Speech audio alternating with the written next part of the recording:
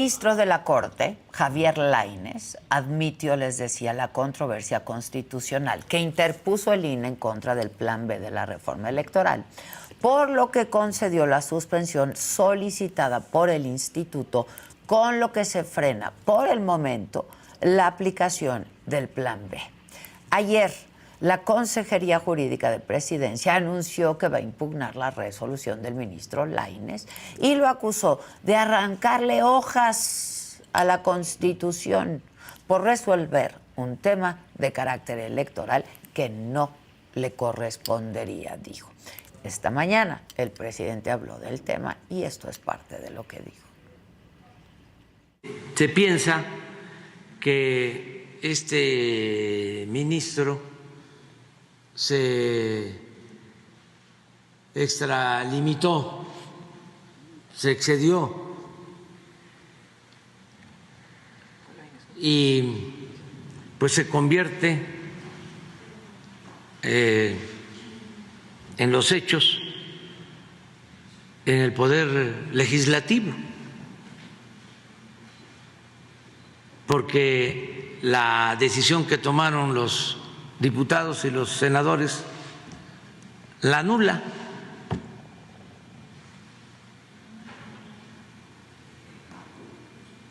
Pueden haber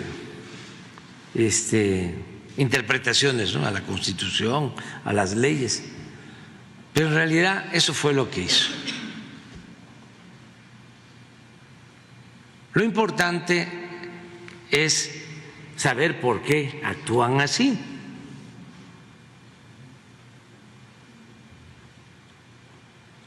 Yo creo que la mayoría sabe que no es un asunto jurídico, es un asunto. Y en la mañanera también le preguntaron al presidente sobre los perfiles de los candidatos que van a sustituir a los 4 consejeros del INE que se van en exactamente una semana, y esto dijo. Dirigentes de partido no pueden estar en estos cargos.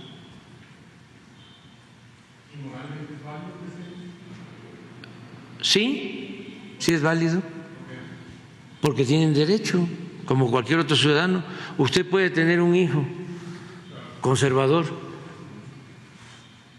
y usted es progresista, y ni modo que su hijo conservador no pueda participar. ¿En el INE, presidente? Sí, porque lo importante es que sea gente íntegra, honesta. Bueno, vamos a hablar más de este tema con especialistas. Javier Martín Reyes ha estado colaborando con nosotros sobre estos temas, investigador del Instituto de Investigaciones Jurídicas de la UNAM. Javier, ¿cómo estás? Buenos días. Hola, ¿qué tal, Adela? Como siempre, con el gusto de saludarte a ti y a todas las personas que nos ven y nos escuchan. Igualmente. ¿Cómo ves todo esto que está pasando? Pues mira, Adela, yo lo que te diría, en el plano de las impugnaciones al Plan B, creo que aquí lo que es fundamental decir es que si esto está en la Suprema Corte, en el Tribunal Electoral, en juzgados de distrito, eventualmente en tribunales colegiados de circuito, es simple y sencillamente porque el Plan B está plagado de inconstitucionalidades. Es decir, si el presidente de la República hubiera puesto sobre la mesa una reforma electoral para reducir el gasto, para racionalizar el uso de los recursos, para recortarle incluso a los partidos políticos cierto tipo de prerrogativas, y lo hubiera hecho respetando el marco constitucional, creo que estaríamos en una discusión absolutamente diferente. Sin embargo, lo que hicieron, Adela, lo que todos vimos, fue ante el fracaso de ese llamado Plan A, que buscaba reformar la Constitución e introducir cambios tan drásticos como la desaparición del INE, de los institutos locales, la destitución de todos los magistrados electorales, la elección por voto popular y una enorme cantidad, ¿no?, de cambios muy destructivos, ¿no? Cuando le fracasa esa reforma en el plano constitucional, ¿qué fueron lo que hicieron los diputados y las diputadas de Morena? Aprobar en fast track y sin siquiera leer lo que estaban votando una reforma electoral que lo que busca es desmantelar la estructura burocrática del INE, quitarle dientes a los árbitros electorales y hacer que la cancha cada vez esté más inclinada a favor del gobierno. Si ellos no hubieran optado por esto, si no hubieran aprobado así la reforma y si este plan B no fuera una verdadera avalancha de inconstitucionalidades, entonces el Poder Judicial no estaría reaccionando como reacciona. Yo tengo la impresión, Adela, que ese comunicado de la Consejería Jurídica de la Presidencia pues está llena de afirmaciones que son abiertamente falsas. Dice la Consejería, por ejemplo, que no hay precedentes de suspensiones en este tipo de controversias, y la verdad es que es falso. Si uno revisa las decisiones de la Corte, Adela, tanto en controversias constitucionales contra normas generales como acciones de inconstitucionalidad, vamos a ver que las dos salas de la Suprema Corte de Justicia de la Nación sí han aceptado la posibilidad de que se puedan suspender los efectos de normas generales. Entonces, en esto no hay nada de novedoso, por lo menos en ese sentido. Segundo, dice también ese comunicado de la Consejería Jurídica que nunca de los nunca han sido procedentes las controversias constitucionales, ¿no?, en temas electorales. Y lo cierto es que hay muchos precedentes, Adela, te estoy hablando de asuntos que fueron presentados en el año 2006, donde la Corte dijo que es cierto que la Constitución dice que las controversias no son procedentes en principio en materia electoral, pero lo que ha hecho la Corte es interpretar qué debe entenderse por materia electoral para efecto de las controversias constitucionales, y sí ha aceptado que cuando se trata de cuestiones que no caen dentro de la competencia del Tribunal Electoral y cuando se impugnan cosas que van más allá de la organización de las elecciones, sí se abre la puerta para presentar este tipo de controversias constitucionales. Tampoco nos debe, por tanto, sorprender que el ministro Lainez haya admitido esa demanda, donde el INE simple y sencillamente va a defender su autonomía. Entonces, en esa parte, pues no sorprende ya nada, porque desgraciadamente el presidente de la República se la vive descalificando al Poder Judicial cuando resuelve en contra de sus intereses. Creo que no hay mucha novedad, aunque sí hay pues un comportamiento, hay que decirlo, que no tendría que ser propio de un jefe de Estado, de un titular del poder. Justo eso te iba a decir, ¿no? Al grado que la Consejería afirma que le habían arrancado hojas de la Constitución, ¿no? Este papel que está jugando y que está haciendo la Consejería, Javier, pues desgasta mucho, ¿no?, a la Presidencia de la República.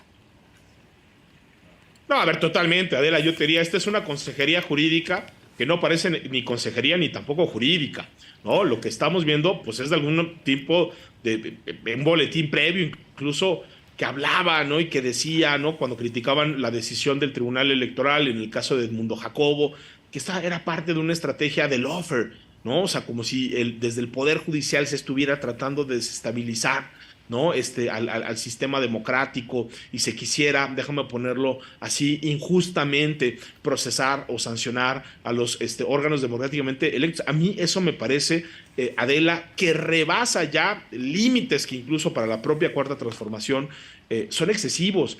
La destitución de Edmundo Jacobo Molina, Adela, era una inconstitucionalidad que podríamos decir es esférica, ¿no? Porque era inconstitucional por donde uno la vea. Era una ley privativa, una ley con nombre y apellido. Esas están prohibidas por la Constitución. Las leyes tienen que ser abstractas y generales. No se puede legislar para personas en particular, y esta era una ley que iba dirigida precisamente a Edmundo Jacobo Molina. Era además una destitución que claramente afectaba la autonomía del INE. ¿Por qué? Porque la Constitución dice que el secretario ejecutivo tiene que ser nombrado por el Consejo General, no por el Congreso, y la ley también es muy clara, Adela, cuando señala que la destitución del secretario ejecutivo también le corresponde al INE porque es una dimensión de su autonomía. El Congreso no tiene nada que hacer nombrando o destituyendo al secretario ejecutivo. Y a pesar, ¿no?, de nueva cuenta, que estábamos frente a una violación flagrante a la Constitución, esta Consejería Jurídica tiene, déjame ponerlo así, el atrevimiento, el cinismo para decir que se estaba invadiendo la competencia de la Corte. Eso me parece que es absolutamente absurdo. Este comunicado también, de nueva cuenta, no decir la Corte, el ministro Lainez le está arrancando hojas a la Constitución. caray, lo que está vulnerando, lo que está violando esas normas constitucionales es precisamente una reforma que se procesó de manera poco democrática, cuyo contenido no respeta ese marco constitucional, y lo que se le olvida tanto al presidente como a la Consejería Jurídica, Adela, es que en una democracia, por supuesto que la voluntad mayoritaria cuenta, pero una democracia constitucional no nada más es la tiranía de la mayoría. Esas mayorías políticas que hoy en día han permitido que tanto López Obrador esté en la presidencia como que su partido político Morena y sus aliados tengan mayorías en el Congreso, están acotadas por lo que marca la Constitución. Y cuando al presidente de la República y a esas mayorías no les gusta lo que dice la Constitución, porque se vale también modificar las reglas del juego, lo que tienen que hacer es generar las mayorías necesarias para convencer a la oposición para poder hacer reformas constitucionales. Así lo han hecho en el pasado, pero lo cierto es que no lo han logrado en esta segunda mitad del sexenio. Todos recordaremos, Adela, que después de las elecciones de 2021, el presidente de la República dijo que iba por 3 grandes reformas: la reforma energética, la reforma en materia en Guardia Nacional y precisamente la reforma en materia electoral. Bueno, pues no les dieron los números, no tuvieron el talento para convencer a la oposición, y lo que tendrían que hacer, si fueran demócratas, es aceptar ese resultado que se dio en el Congreso. Pero como no les gusta, pues ¿por dónde se van? Por la vía de las leyes secundarias inconstitucionales, y luego le reclaman al Poder Judicial, cuando el Poder Judicial lo único que hace es aplicar esas reglas y esos principios que están ahí puestos en la Constitución, Adela. Bueno, el presidente el fin de semana dijo que los ministros solo veían al dinero como Dios, ¿no? Los acusó de oligarcas, en fin, otra vez esta mañana se fue en contra de ellos. Y esto pues también desgasta, sí, la investidura presidencial, pero también a la Corte, ¿no? A ver, totalmente, Adela. Y esas son acusaciones gravísimas. Caray, uno puede estar o no estar de acuerdo con las decisiones que toma la Corte. En una democracia es perfectamente normal que no compartamos algo que se decidió en sede judicial, así sea el máximo tribunal. Por supuesto que es un máximo tribunal que está sujeto al escrutinio público. Pero lo que tendríamos que analizar, Adela, son los argumentos que dan esos tribunales, ¿no? Esto no es como en el fútbol, donde si mete gol nuestro equipo, qué bueno, y si mete gol el otro equipo, pues qué malo. Lo que rige el funcionamiento, lo que le da legitimidad a las sentencias de un tribunal constitucional como la Suprema Corte de Justicia, es la calidad de esas resoluciones. Eso es lo que el presidente nunca quiere, de lo que nunca quiere hablar, lo que siempre evita, porque sabe que en muchísimos casos, ¿no?, lo que no tiene es la razón jurídica, y en este caso del Plan B creo que es clarísimo. Y claro, llegar y sugerir que es el dinero lo que está motivando las decisiones de la Corte es algo gravísimo, Adela, y es algo que se tendría que probar. O sea, es decir, claro, si el presidente tiene información de que, claro, pues que la presente y que denuncie ante la Fiscalía, y que la Fiscalía investigue, y que eventualmente eso se pueda traducir, ¿no?, en un juicio de procedencia para quitarle el fuero a un ministro o una ministra de la Corte. Eso es perfectamente posible, pero lo que hemos visto en este sexenio, Adela, es exactamente lo contrario. Digo, de repente ya se nos olvida porque pasó un tiempo, pero recordemos que Eduardo Medina Mora renunció de manera inexplicada hace ya algunos años. El presidente de la República dijo que había renunciado porque había investigaciones penales, ¿no? Y lo que hoy sabemos es que esas investigaciones penales están cerradas. Entonces, una de dos: o Eduardo Medina Mora no había cometido ilícitos y su renuncia fue producto de presiones políticas, lo cual sería gravísimo, o la otra alternativa, quizás si hubo algún tipo de elementos que permitían suponer que había comisión de delitos, y esa renuncia se terminó traduciendo en un pacto de impunidad. Que entonces, en cualquiera de estos dos escenarios, por supuesto que sí, porque en un lado se trata de una presión indebida en contra de un integrante de la judicatura, en el otro caso se trata de un acuerdo ilegítimo para darle impunidad a una persona. Pero de nueva cuenta, si el presidente de la República se tomara en serio sus dichos, y si fuera en serio que él lo que quiere es combatir la corrupción que hay en el Poder Judicial, tendría primero que tener elementos, tendría que denunciarlo, y se tendrían que seguir los cauces institucionales. No hacer lo que hace, cada vez que el presidente de la República, la Corte, toma una decisión que no le gusta, pues entonces sí sale a decir que son unos conservadores, unos miembros de la oligarquía. Caray, recordaremos, Adela, durante el proceso de sucesión de presidencia de la Corte, lo que no le dijo al ministro Gutiérrez Ortiz Mena, que era el ministro más fifí, el que más dinero tenía, que venía de la mafia.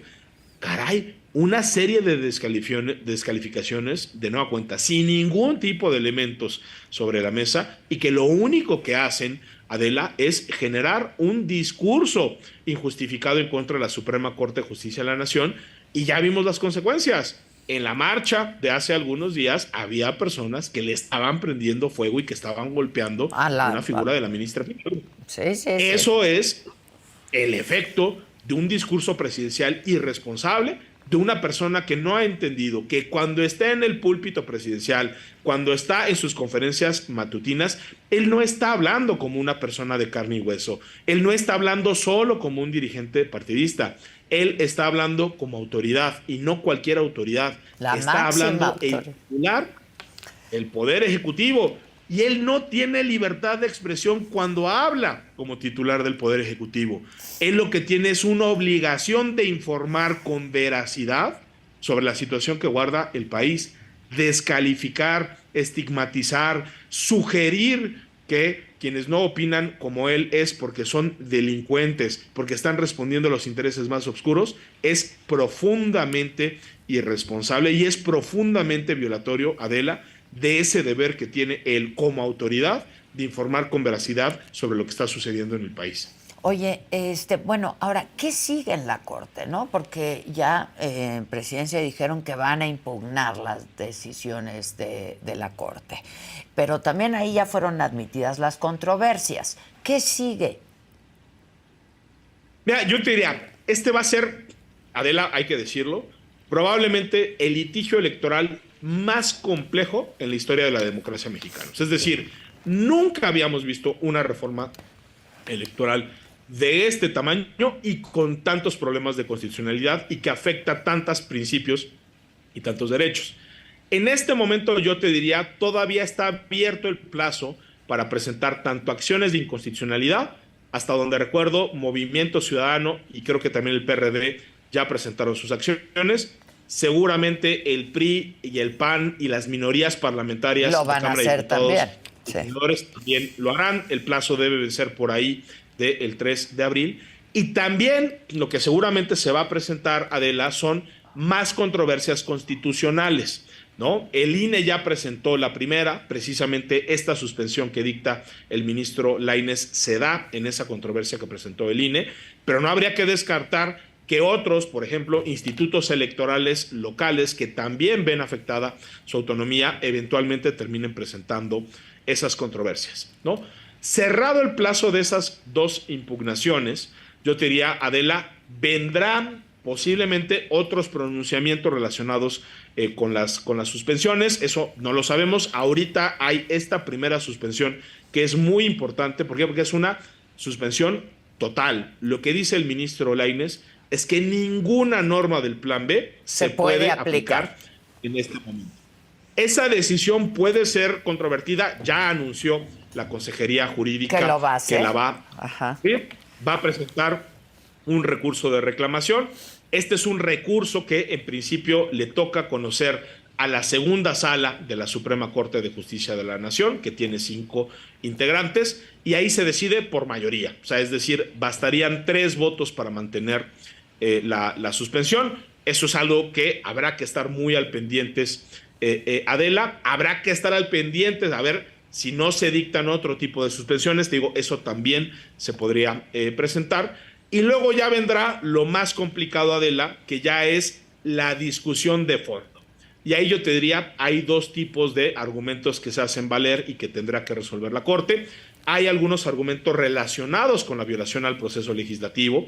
Lo que vimos en la Cámara de Diputados fue simple y sencillamente la aprobación de una ley abiertamente ¿no? Con métodos que son contrarios a los estándares más mínimos de la deliberación parlamentaria. Ni siquiera estuvieron en aptitud de leer y entender que estaban votando esas personas diputadas. No se siguió el trámite ordinario, no se discutió en comisiones. La deliberación, la verdad, es que fue mínima, Adela, y ya hay precedentes de la Corte donde se ha dicho que cuando no se justifica la urgencia suficiente para poder obviar esos pasos del trámite legislativo, entonces eso puede generar la invalidez total de la reforma, ¿no? Ese es uno de los principales argumentos que tiene que analizar la Corte.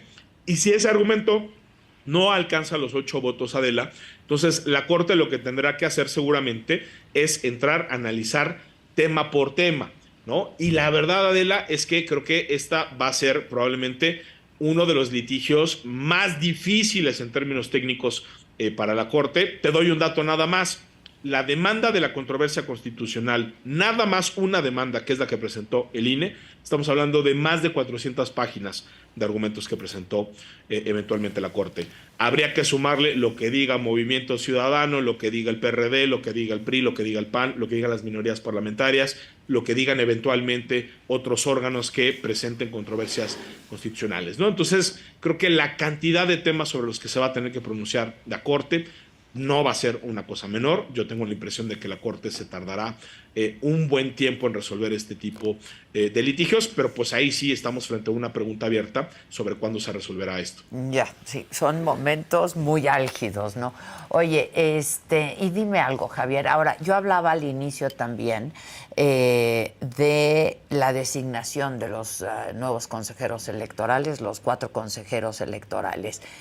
Y pudiera ser que Morena, porque cuenta con los números para hacerlo, pueda designar a los suyos y colocar a sus fichas, Javier.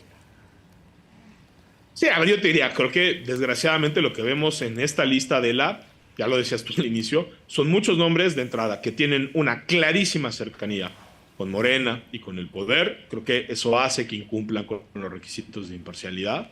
Y al mismo tiempo hay personas, también hay que decirlo, Adela, no necesariamente tienen experiencia en materia electoral, ¿no? Entonces, si llegan personas que no tienen ni la independencia ni las capacidades técnicas para ser consejeras electorales, creo que vamos a estar en problemas. Pero ahí sí yo te diría, Adela, creo que esto dependerá de la oposición.